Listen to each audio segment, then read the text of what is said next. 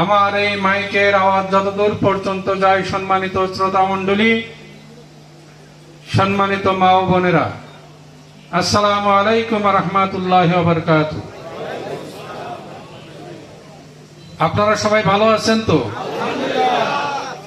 আলহামদুলিল্লাহ, আমরা সবাই ভালো আছি। আল্লাহ রাব্বুল আলামিন আজকের এই মঞ্চে দাঁড়িয়ে কথা বলার তৌফিক দিয়েছেন, এই জন্য আবার আল্লাহর শুকরিয়া আদায় করি। যে সুযোগটা বিগত 15 বছর ফ্যাসিস্ট সরকারের কারণে আমরা আপনাদের কাছে এসে বক্তব্য উপস্থাপন করার সুযোগ পাইনি। বাংলাদেশে বিগত 17 বছর সবচাইতে নির্যাতিত মজলুম একটি রাজনৈতিক দল ছিল, যে দলের নাম ছিল বাংলাদেশ জামাত ইসলামী এবং ইসলামী ছাত্র শিবির, যাদের শীর্ষ 11 জন নেতাকে ফাঁসির মঞ্চে ঝুলিয়ে কারাগারে নির্যাতন করে হত্যা করা হয়েছে। আমি বিভিন্ন জায়গায় বলি, বাংলাদেশ শুধু না, এই উপমহাদেশের যে কোনো রাজনৈতিক দলের শীর্ষ 11 জন ব্যক্তিকে যদি হত্যা করা হয়, তাহলে সেই রাজনৈতিক দলের অস্তিত্ব খুঁজে পাওয়া কঠিন হবে। কথা ঠিক কিনা?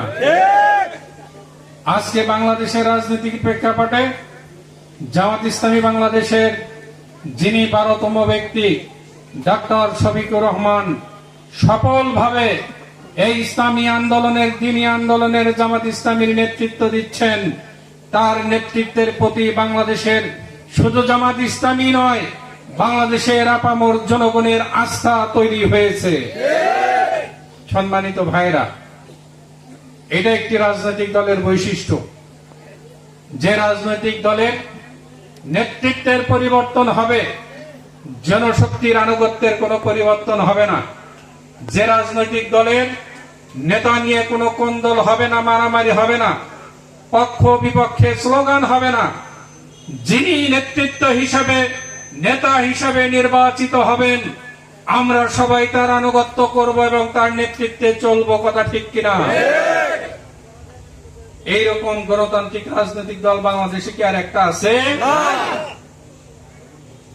তাহলে বাংলাদেশ জামাত ইসলামীর প্রতি এত বিদ্বেষ কেন?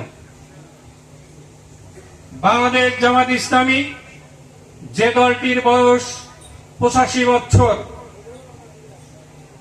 ব্রিটিশ আমল থেকে এই উপমহাদেশ 47-এর পর থেকে পুরো পাকিস্তান, 71-এর পর থেকে বাংলাদেশের এই সবুজ ভূখণ্ডে ইসলামের সুমহান শাসন ব্যবস্থা প্রতিষ্ঠা করার জন্য একদল যোগ্য সৎ নেতৃত্ব তৈরির মধ্য দিয়ে মানুষের সামনে, মানুষের দ্বারে দ্বারে দ্বীনের দাওয়াত পৌঁছে দিচ্ছে। আমরা এই সবুজ ভূখণ্ডে আল্লাহর দ্বীন কায়েম করতে চাই। আমাদের এই বক্তব্যের মধ্যে কি কোনো পরিবর্তন আসছে? আসে নাই।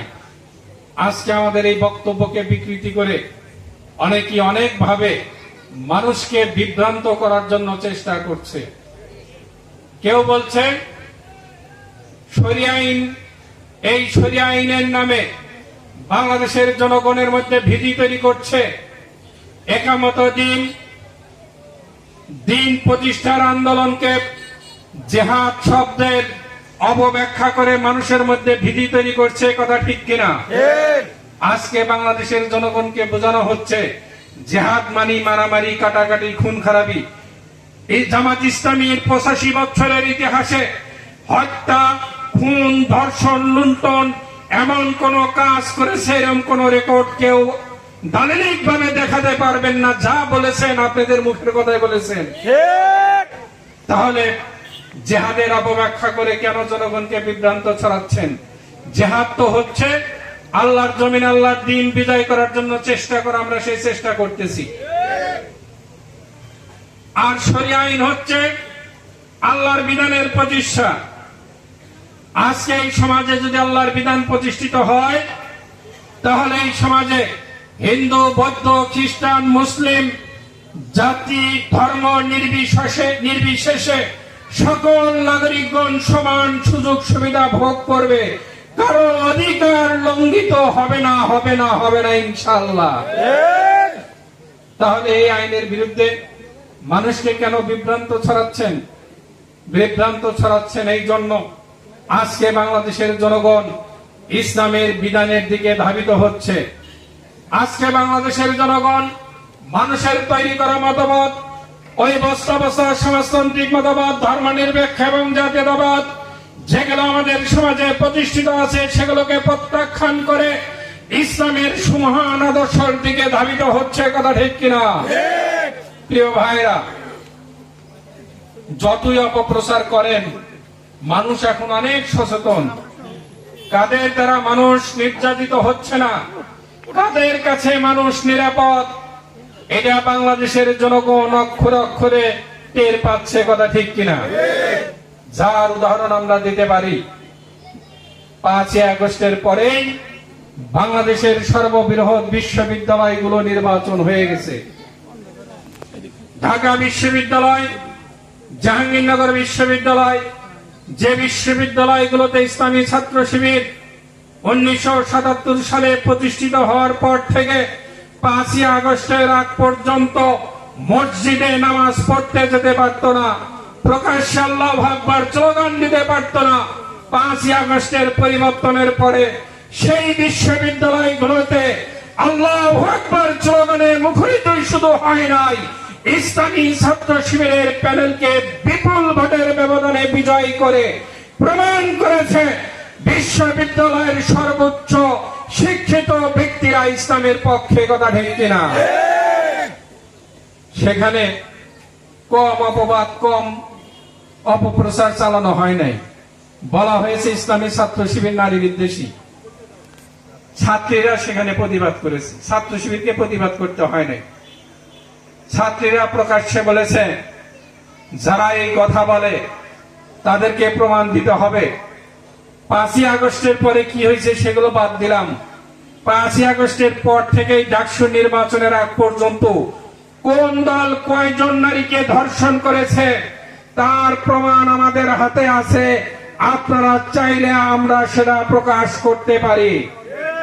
কিন্তু ইসলামী ছাত্র শিবিরের দ্বারা কেউ ধর্ষিত হয়েছে, ইসলামী ছাত্র শিবিরের দ্বারা কেউ নাজেহাল হয়েছে, ইসলামী ছাত্র শিবির কাউকে হ্যারাসমেন্ট করেছে, এরকম একটা প্রমাণ আপনারা উপস্থাপন করে তাদের বিরুদ্ধে অপবাদ দেন। ছাত্রীদের এই প্রশ্নের জবাব কোন রাজনৈতিক দল দিতে পারে নাই, যার কারণে ছাত্ররা প্রকাশ্যে বলেছে বিশ্ববিদ্যালয়ের ক্যাম্পাসে আমরা ছাত্র শিবিরের কাছে নিরাপদ, আমরা ছাত্র শিবিরের কাছে নিরাপত্তা বোধ করি, অতএব আমাদের নেতৃত্ব ছাত্র শিবির দিবে, এটা আমরা চাই। সেই মোতাবেক তারা ছাত্র শিবিরকে ভোট দিয়ে সকল রাজনৈতিক দল যে ভোট পেয়েছে তার চেয়ে দ্বিগুণ ভোট বেশি পেয়ে ইসলামী ছাত্র শিবির বিশ্ববিদ্যালয়গুলোতে জয়যুক্ত হয়েছে। কথা ঠিক কিনা? আমি আপনাদেরকে বলছি, জামাত ইসলামী ক্ষমতায় গেলে একটি কল্যাণমূলক রাষ্ট্র প্রতিষ্ঠা করবে, একটি নৈতিক রাষ্ট্র প্রতিষ্ঠা করবে, ইসলামের সুবিচারপূর্ণ শাসন ব্যবস্থা কায়েম করবে। এই কথাটা বাংলা বলার কারণে কারো মাথা ব্যথা নাই। এই কথাটাই যদি আরবিতে বলি তাহলে সবার মাথা ব্যথা শুরু হয়ে যাবে। ইসলামের সুবিচারপূর্ণ শাসন ব্যবস্থা কি? কোরআনের শাসন না? আর কোরআনের শাসনের কথা বললি মাথা ধরে যায়, মাথা ধরে না? আজকে বাংলাদেশ শুধু না, এই উপমহাদেশের শাসন ব্যবস্থার যত ধারা আছে তার অধিকাংশ ধারাই শরীয়তের ধারা। 60% আইন ইসলামের আইন, যেটা ইসলামী শাসন আমলে প্রতিষ্ঠিত ছিল। ব্রিটিশরা এই দেশ দখল করার পরে সেগুলো পরিবর্তন করতে পারে নাই। 40% আইন তারা পরিবর্তন করেছে। আমরা ক্রমান্বয়ে সেই আইনগুলো পরিবর্তন করবো ইনশাল্লাহ। একদিনে সম্ভব না। কেন সম্ভব না? ইসলামের আইন চোর চুরি করলে তার হাত কেটে দাও, এটা না জামাত ইসলামের মতো অপবাদ চালায় না? কিন্তু শরীয়তের বিধান কি? কারো পেটে যদি ভাত না থাকে, সেই পেটের ভাতের ক্ষুধার তাড়নায় যদি কেউ চুরি করে তার হাত কাটা যাবে না। যাদের হাত কাটা যাবে তারাই বিরোধিতা করে। আমি কথাটা বোঝাইতে পারলাম কিনা? অতএব সেই শ্রেণীর লোকদের নেতৃত্ব আমরা পরিবর্তন করতে চাই। আমাদের আমিরে জামাত বলেছে সেই শ্রেণী তৈরি করার জন্য ব্রিটিশরা আমাদের দেশে যে শিক্ষা ব্যবস্থা চালু করেছে সেই শিক্ষা ব্যবস্থা দায়ী। যেখানে শেখানো হয় 5 কেজি দুধের মধ্যে 1 কেজি পানি দিলে কয় কেজি হয়, যেখানে শেখানো হয় 5 কেজি দুধের দাম 50 টাকা কেজি হলে 1 কেজি পানি মিশিয়ে বিক্রি করলে কয় টাকা বেশি লাভ হয়, এই শিক্ষায় যারা শিক্ষিত হয় তারা চুরি ছাড়া আর কিছু শিখতে পারে? আর যদি কোন শিক্ষার্থীকে আমরা শিক্ষা দিতে পারি অন্যের হক যদি মেরে খাও, ওই ব্যক্তি তোমাকে মাফ করে না দেওয়া পর্যন্ত আদালতে আখিরাতে আল্লাহ রাব্বুল আলামিন তোমাকে মাফ করে দেবে না, ওই অপরাধের কারণে তোমাকে জাহান্নামে যেতে হবে। এই অনুভূতি, এই শিক্ষা যদি আমরা আমাদের ছাত্রদের মধ্যে দিতে পারি, বলেন আমাদের মধ্যে কি চোর উৎপাদন হবে? আজকে দেশের অর্থনীতিকে ধ্বংস করছে, চুরি করছে যারা, ওই বিদেশের শিক্ষায় শিক্ষিত যারা, তারা। কথা ঠিক কিনা? কলমের খোসায় কোটি কোটি টাকা লুটপাট করছে। একজন খেটে খাওয়া মজুর, ভ্যানওয়ালা, রিক্সাওয়ালা, ওই ঠেলাওয়ালা, ক্ষেত মজুর, সে অন্যায় দুর্নীতি করছে না।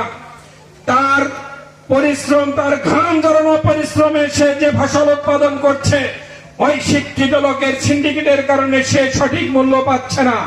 আমরা ওই সিন্ডিকেট ভেঙে দেব।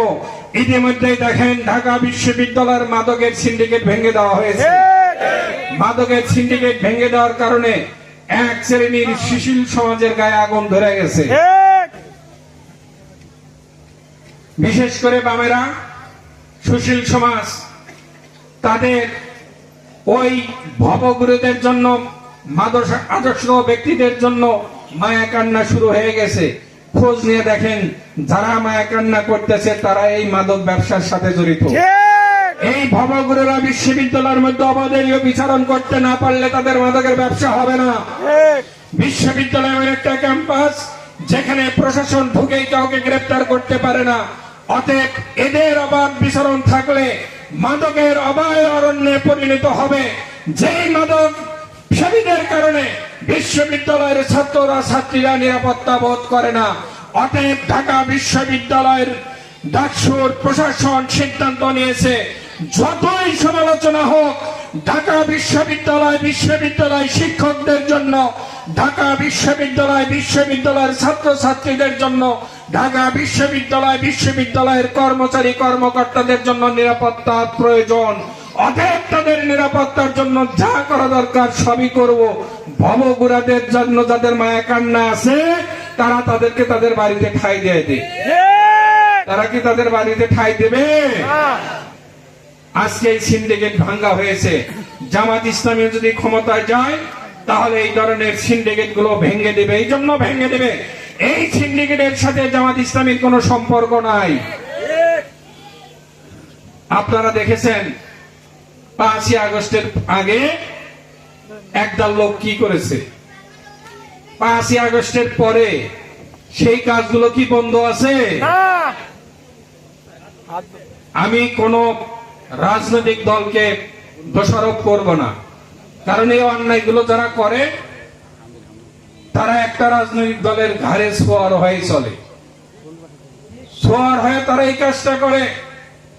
সোয়ার হওয়ার সুযোগ ওই দলের ঊর্ধ্বতন নেতারাই দেয়। এইটা তাদের দোষ। তারা বুঝতেও পারে না আমাকে সাইনবোর্ড হিসেবে ব্যবহার করে এরা কি অপকর্ম করতেছে। মাঝখানে হাতের মধ্যে কিছু বুঝায় দেয়, সবকিছু মাফ হয়ে যায়। আমি আজকের এই মঞ্চ থেকে স্পষ্ট বলে দিচ্ছি, জামাত ইসলামীর কোন নেতা কর্মী নাই যাদের হাতের মধ্যে বুঝাইয়া দিয়ে এই ধরনের অপকর্মকারীরা নিষ্কৃতি পাবে, সিন্ডিকেট তৈরি করতে পারবে, অবৈধ কাজ করতে পারবে, এমন সুযোগ জামাত ইসলামী বাংলাদেশের কোন নেতা কর্মী দেবে না ইনশাআল্লাহ। যখন দেবে না তখন কি তারা এই কাজ করতে পারবে? কখনোই পারবে না। জনগণই প্রতিরোধ গড়ে তুলবে তাদেরকে শায়েস্তা করার জন্য। কারণ এই কাজের সাথে বেশি লোক জড়িত থাকে না, মুসলিমেও কিছু লোক জড়িত থাকে, আর বদনাম হয় অধিকাংশ লোকের। তাই আজকের এই সমাবেশ আমি বলতে চাই, যারা প্রশ্রয় দেন তারা প্রশ্রয় দেওয়া থেকে বিরত থাকেন। এদেশের জনগণ তাদেরকে শায়েস্তা করে এই সিন্ডিকেট ভেঙে দেবে ইনশাআল্লাহ। আজকে জামাত ইসলামী বাংলাদেশের বিরুদ্ধে বিভিন্ন প্রকার অপপ্রচার শুরু করা হয়েছে। অনেক জায়গায় বলা হচ্ছে জামাত ইসলামী নাকি ভেস্টের টিকিট বিক্রি করতেছে। বলেন তো, ভেস্টের টিকিট বিক্রি করার অধিকার, ক্ষমতা, ইখতিয়ার জামাত ইসলামীর আছে? এই ধরনের বক্তব্য আপনারা কোথা থেকে শুনেছেন? জামাত ইসলামী একটা ইসলামী সংগঠন,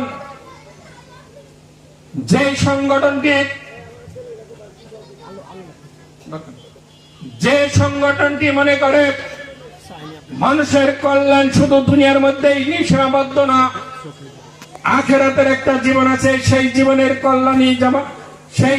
কল্যাণই মানুষের মূল কল্যাণ। অতএব দুনিয়াতে আমরা এমন কাজ করব যে কাজের মাধ্যমে আমরা আখিরাতে মুক্তি পেতে পারি। কথা ঠিক কিনা?